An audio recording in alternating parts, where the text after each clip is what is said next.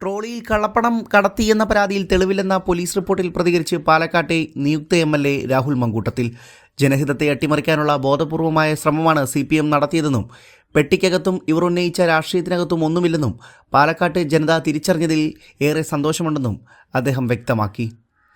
ഇതൊക്കെ വിശ്വസിച്ച് ജനഹിതം മാറ്റാൻ ആർക്കെങ്കിലും ആകുമോ? ജനങ്ങൾ പ്രബുദ്ധരാണെന്ന ബോധം CPM-നും BJP-ക്കും വേണം. BJP രണ്ടാം സ്ഥാനത്ത് നിൽക്കുന്ന മണ്ഡലമാണ് പാലക്കാട്. അവിടെ വിജയിക്കാൻ ഏത് ഹീനമായ വഴിയും അവർ നോക്കും. എന്നാൽ BJP-യെ ജയിപ്പിക്കാൻ CPM എന്തിനാണ് ഇറങ്ങി തിരിച്ചത്? മന്ത്രിയും മന്ത്രിയുടെ അളിയനും നടത്തിയ രാഷ്ട്രീയ നാടകമാണ് ട്രോളി വിവാദം. പെട്ടി വിവാദം CPM മടക്കിയാലും ഞങ്ങൾ മടക്കില്ല. ഈ വിഷയത്തിൽ മാനനഷ്ടക്കേസ് കൊടുക്കും. അതുകൂടാതെ ബിന്ദുകൃഷ്ണയും ഷാനിമോൾ ഉസ്മാനും നൽകിയ പരാതിയിൽ നിന്നും ഞങ്ങൾ പിന്നോട്ട് പോകില്ലെന്നും രാഹുൽ മങ്കൂട്ടത്തിൽ പ്രതികരിച്ചു. പാലക്കാട് പാതിരാ നാടകം നടത്തിയ മന്ത്രി MB രാജേഷ് ജനങ്ങളോട് മാപ്പ് പറയണമെന്ന് പ്രതിപക്ഷ നേതാവ് VD സതീശനും ആവശ്യപ്പെട്ടു. സെർച്ച് വാറണ്ടില്ലാതെയാണ് വനിതാ നേതാക്കളുടെ മുറിയിൽ പോലീസ് പരിശോധന നടത്തിയത്. കോൺഗ്രസിനെതിരെ 6 വിവാദങ്ങളാണ് CPM ഉന്നയിച്ചത്.